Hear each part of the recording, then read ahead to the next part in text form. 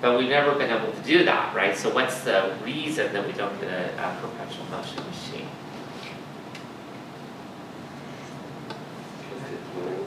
What? No, that would be the demon. So if we could build something like this, we would be able to drive a machine. The problem is that the demon is actually gaining information about where the A is. Okay? So when it picks that molecule out, right, it now knows where it is in the universe. All right? And that's the physical version of information. So the problem becomes, and there's different ways of thinking about this, but the problem really becomes that the daemon now has to store that information. And as you all know, you can't store an infinite amount of information, right? Because if you do, you run out of space, right? So you have to erase it. Good? Everybody with me? Okay. So you can see this part of it, right? The thermodynamics there. The problem is here, the erasure of it, right? So the daemon has done this, okay? It has too much information. In this case, we're going to say it's stored here because it's in these things. Now we've changed the surpriseness, right? Remember, this was more likely, these two things were more likely than this thing, right? Okay, so now that we've gained information about the universe, and to degrade back to here, right, you have to erase that information. You can think of it also as a classical thermodynamics thing. Imagine that there were two molecules here, right, and you took one over there to make this thing, right? This would get colder, right? And when you jam back this one, you would heat it up again. Does that make sense? Okay.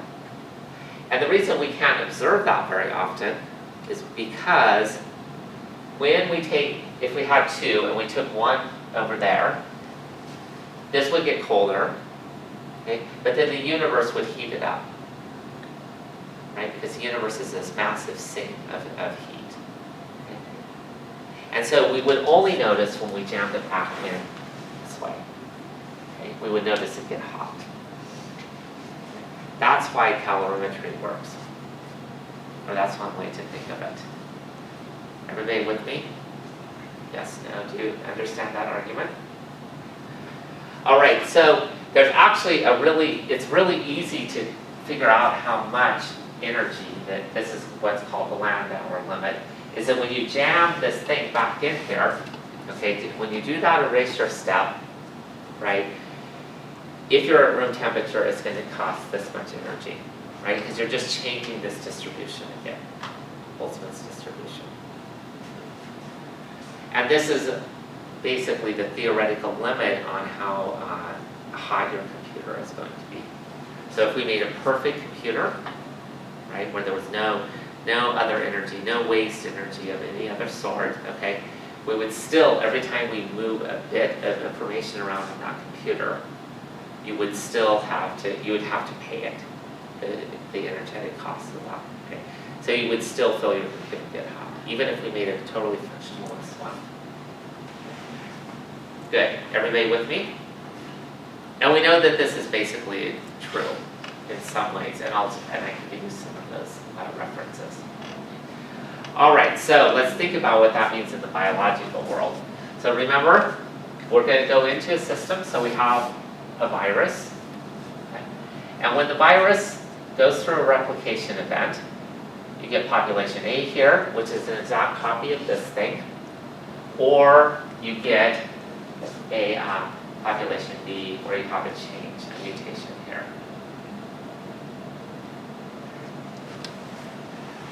All right, so what's happened there?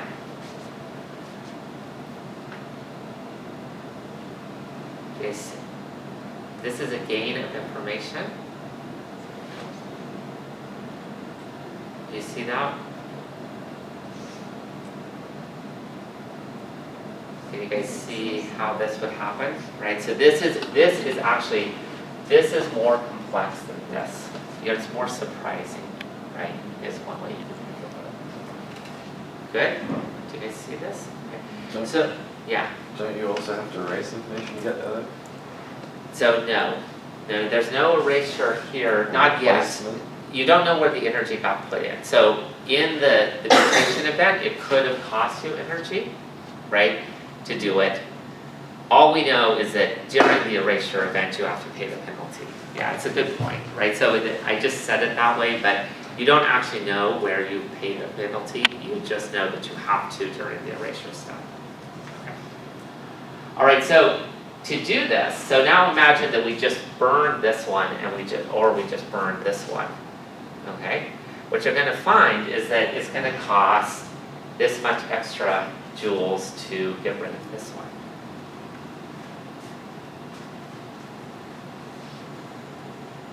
Okay? Can you guys see that?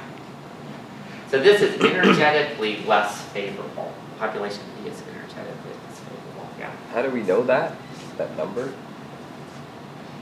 From what we just went over.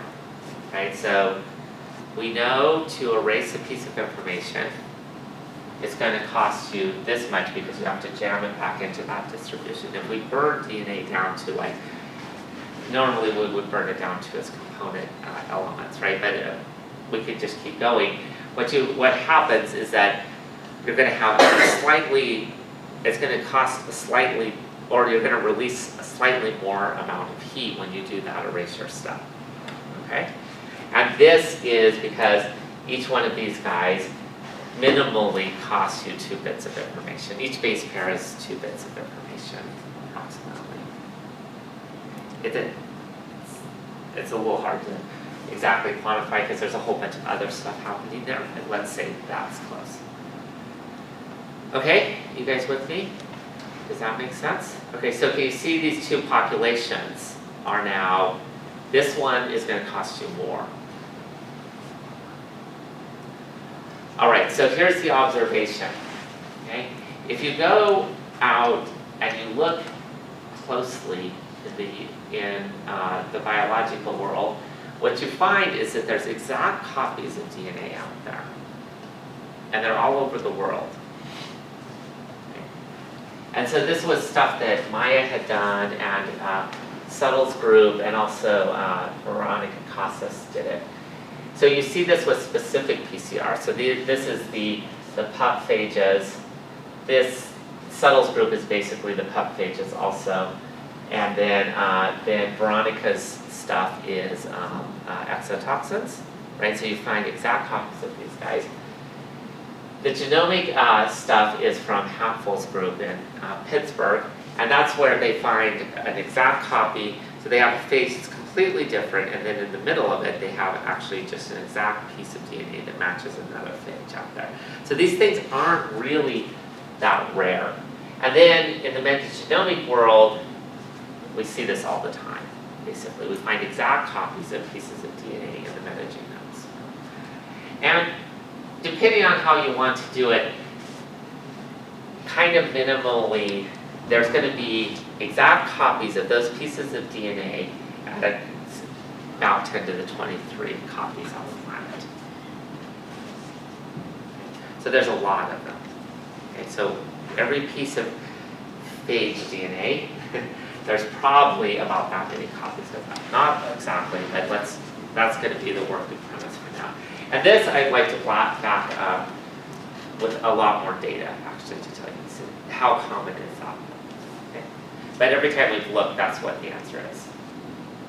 All right, so if you just take and you start thinking about this, and you're going through, you assume that this is the population, and then you assume 1 mutation per replication event, which would not be at all unreasonable for a phage population, okay? And in particular, wouldn't be unreasonable for the smaller viruses. When you say replication, you mean each time it's going through machinery, right? As opposed to each infection.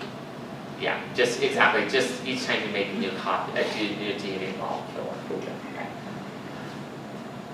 You're going to end up in this same situation that and then we assume that the rate at which they're doing this is once a week, which is also pretty generous, to tell you the truth.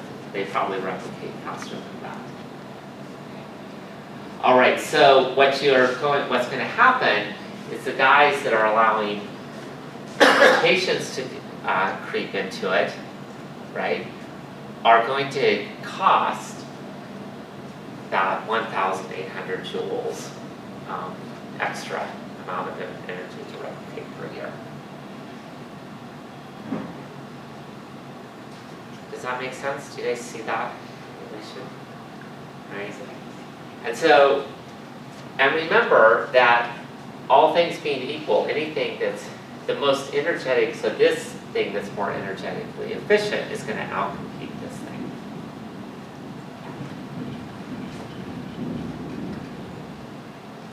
Good? Everybody with me?